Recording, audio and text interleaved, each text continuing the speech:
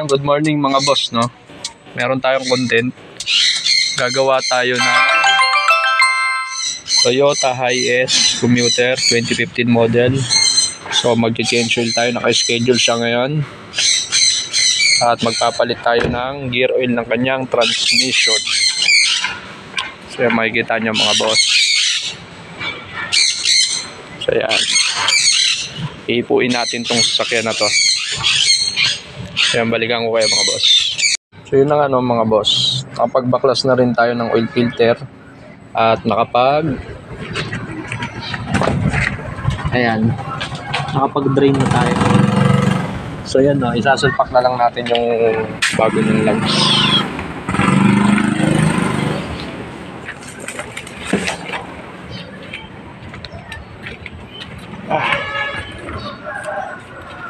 So yun, balikan ko kayo mga boss. Boss, no, nagsali na rin tayo ng langis Delo Gold.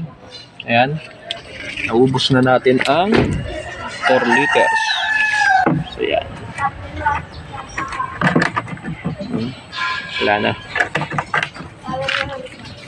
So yun, ito tinatansya na lang natin at mapunta ron sa level itong kanyang dipstick.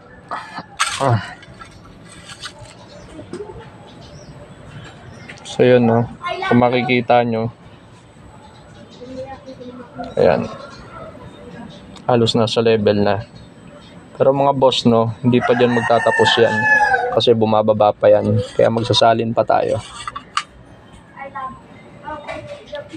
So yun, tansyahin natin at yung kanyang gear oil, ayan, makikita nyo, dinrain na rin natin yung transmission gear oil. So yun mga boss, balikan ko kayo, no? Hindi pa tapos dyan ang ating trabaho. Mga boss, no, natapos din tayo sa ating trabaho. Ayan yung mga pinagamitan. Ayan. Ito yung mga filter na pinagpalitan. Ayan. Fuel at oil filter. Ayan. Pinatira pa siyang isang gear oil at meron pang tirang engine oil. So yun mga boss, no, ganun lang kasimple ang ating naging trabaho. Nag-drain tayo ng engine oil at transmission gear oil. So yun, so yun mga boss, no, gumawa tayo ng Toyota Hiace 2015 model. So yun,